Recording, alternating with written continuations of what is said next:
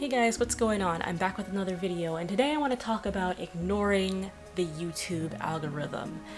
I know that there are a couple of you out there who are artists who are also making YouTube videos, and like maybe you're on other platforms like Instagram or Twitter or Facebook even, and when you're trying to build a following, you get kind of caught up in the meta game of social media. And that meta game is called the algorithm. Now, the algorithm determines whether or not they want to show your stuff to more people, whether or not your stuff is engaging enough to show more people, whether or not you're using the right tags or the right keywords or the right thumbnail or even the right, expression, so to speak. And starting out when I was really wanting to get the ball rolling on my following, which I'm still kind of doing, I tried to adhere to all these rules and arbitrary regulations and all these nebulous types of other things you just gotta do because the algorithm likes it, and we tend to treat the algorithm like this all-seeing, all-knowing intelligence that determines who is worthy of the exposure, and we all know how that happens when you go on the Oregon Trail and you're not ready, you die of exposure. But anyway, I'm getting off track. I'm ignoring the algorithm, and it's damn it, it's gotten better for me that way. I love the engagement, and I'm more interested in engaging with you guys than I am increasing the number of subscribers that I have or the numbers of followers that I have on any given platform. I'm more interested in actually talking to the people who talk to me. So I really want to make that clear while I'm making these videos, that I'm really interested in engaging with you guys, and I don't want it to be like a numbers game. Like, real talk, I hate numbers. I mean, I don't hate numbers, but I don't like math, and I don't even like number games, so there you go. And in the beginning, starting out, I was really worried about, why don't I have this many, I deserve it, blah blah blah. But it's really unhealthy to keep thinking about this, and it just has me spinning my wheels on what I think other people will like and what I think will go over well with the algorithm, and what I have to guess what the algorithm will like. Especially, this is really bad with Instagram because it keeps waffling, it keeps flip-flopping, right? Every platform that says it has an algorithm, which I think everyone does, every social media platform does, says that, the algorithm likes when you do this, and the algorithm doesn't like when you do that. Especially Instagram has this problem. There's an algorithm culture in there that I'm not sure that I like. It almost sounds kind of cult-like, because I used to look at all these videos on YouTube about how to increase your engagement, how to gain followers and everything. Who doesn't? Who wants to build followers? Who doesn't do that in the beginning, right? So a lot of these videos, and it would be the same 3 people talking about the same 3 topics across their whole channel, and they would always get views because they'd always pull in these new people who are trying to gain an audience. You never really run out of an audience.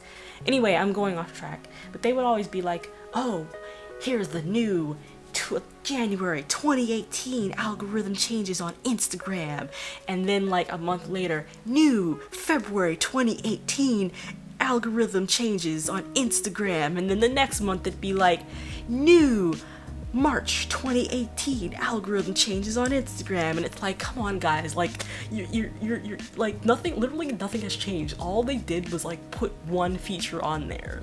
You just chill. I know you want the views, but just chill for a second. Literally nothing has changed. There's no need for panic.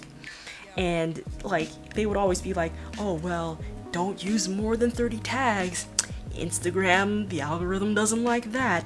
And you should be using stories more. Instagram loves when you use stories more often. Winks. And I'm this is sounding a little creepy. I'm gonna back up and I'm gonna use things on my terms. And if that gets me followers slower, then so be it. Like, I just want people to be real when they follow me. I want them to be real, actual people, and not the like sub for sub, follow for follow type person, because I'm not gonna respond to you if you do that. That doesn't serve anybody.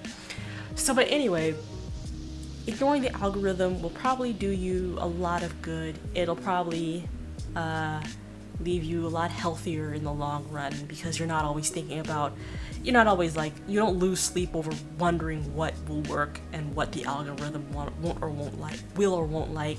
Like, is it the people that you want to satisfy, or is it an algorithm who's not even a person?